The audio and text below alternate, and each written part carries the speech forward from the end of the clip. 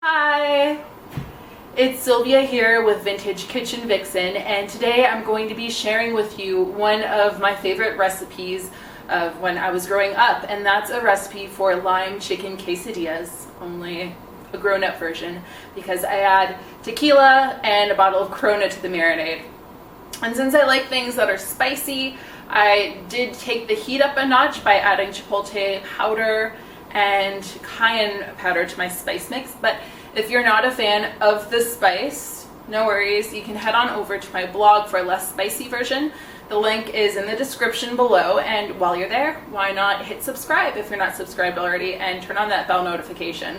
Other than that, hit like, maybe leave a comment if this is kind of recipe that you like, and share. But let's get into silent film mode and hop into it.